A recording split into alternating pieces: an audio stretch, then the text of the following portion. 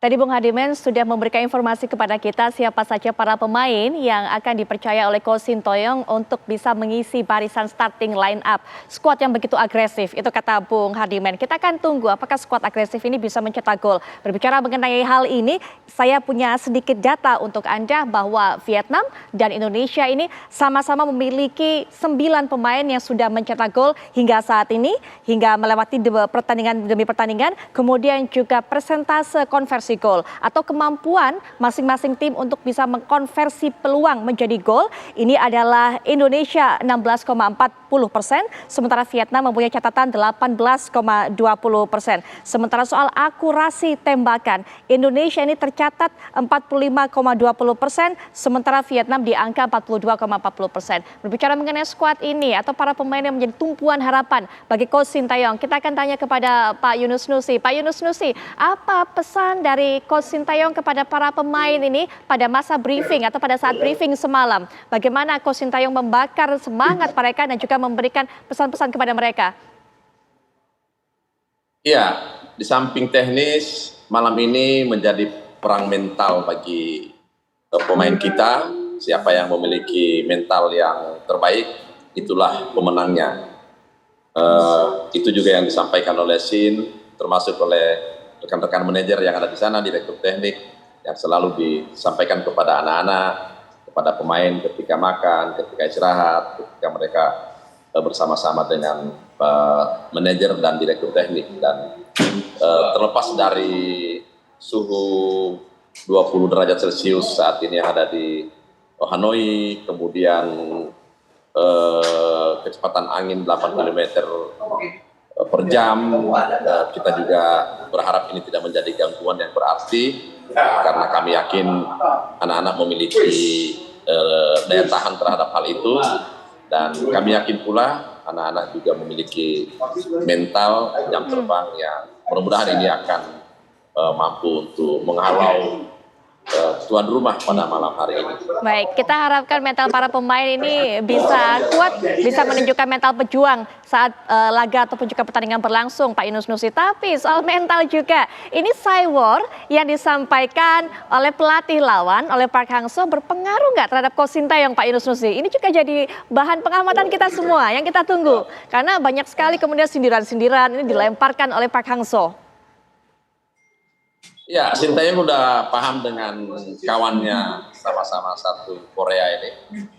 Sin juga profesional dan Sin tidak terlalu berpengaruh dengan sior seperti ini. Yang pasti Sin hanya fokus kepada bagaimana anak-anak mampu untuk bisa menangani Vietnam pada malam hari ini, dan apapun yang berada di luar sana, baik itu pelatih, supporter dan lain-lain, termasuk juga kekurangan lapangan, mudah-mudahan tidak akan mengganggu anak-anak termasuk Sin di Hanoi. Dan kami yakinlah Sin sangat profesional, Sin punya pengalaman dengan hal seperti ini, dan kami optimis insya Allah anak-anak timnas akan memperlihatkan permainan terbaik dan insya Allah akan lolos di final AFF Mitsubishi Electric. Baik, Bang Markus, kalau soal starting line up yang dipercaya ataupun diajukan oleh Coach Sintayong, bagaimana melihatnya? Apakah kemudian masuknya Sadil Ramdhani dari awal laga ini kemudian bisa mengobati permasalahan yang selama ini terjadi di timnas kita? Ya, Mbak Putri.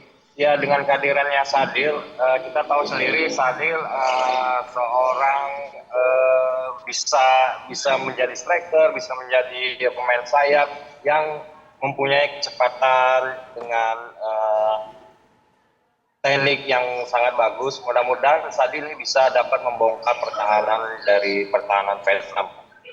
Menurut Bang Markus, sentuhan apa lagi sih yang kurang dimiliki oleh timnas kita selain finishing touch yang selalu dibahas berulang kali? Bahkan para pemain ini kemudian saat harus melakukan penyelesaian akhirnya sering kebingungan. Ini bola mau disuting atau mau dipassing. Nah, adakah kemudian hal-hal lainnya yang memang selama dalam pertandingan mulai babak penyisihan grup sampai semifinal ini terlihat kurang di timnas kita? Sebenarnya sudah bagus semua, Mbak. Mungkin konsentrasi ya, mungkin konsentrasi di sini mungkin menit-menit akhir atau menit-menit awal itu menit yang sangat krusial. Jadi Saya berharap pemain timnas sekarang ini bisa benar-benar konsentrasi dari menit awal sampai menit akhir, sampai kick off selesai itu Mbak. Penting tetap harus konsentrasi. Baik, konsentrasi menjadi kunci kalau kata Bang Markus. Konsentrasi juga yang diharapkan Bang Hadimen oleh pelatih Sintayong sehingga kemudian bisa meraih kemenangan hanya di 2 kali 45 menit saja. Hanya di waktu normal. Kalau ternyata hal itu tidak terjadi, 2 kali 45 butuh perpanjangan waktu. Seperti apa tentunya nasib Indonesia nih di atas kertas, hanya prediksi semata? Kalau melihat formasi yang diturunkan oleh Sintayong, saya melihat memang ini formasi sangat agresif. Kita punya 2 flank, Sadil dan Sayuri yang punya kemampuan penetrasi yang bagus. Kita punya 2 gelandang yang punya attacking mid yang bagus. Kita punya 2 back sayap yang penetrasinya juga luar biasa bagus. Persoalannya adalah mereka nanti harus tenang dalam segala situasi. Oke. Mereka harus bisa memainkan bola build up dari bawah. Tidak seperti gaya Sintayong di leg 1, apa-apa bola panjang. Itu sebabnya banyak peluang tidak terkonversikan dengan gol. Oke. Hari ini itu harus diubah semuanya. Indonesia harus berani memainkan build up. Sama seperti Thailand ketika bermain melawan Indonesia.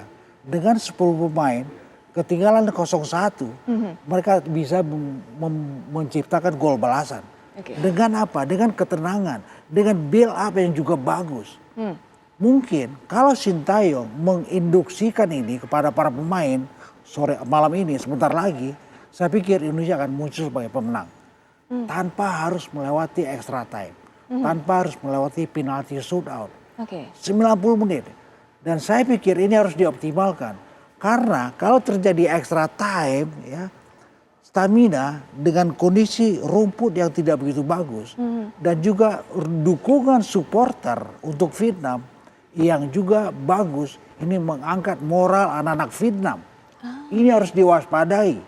Dan saya pikir Sintayong pasti sudah meraba semua ini. Dan kuncinya hanya satu. Kalian ke final menang atau imbang dengan gol lewat 90 menit.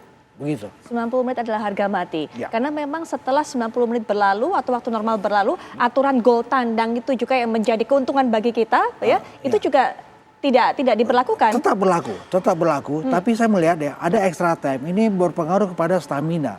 Ini berpengaruh kepada mental bermain anak-anak.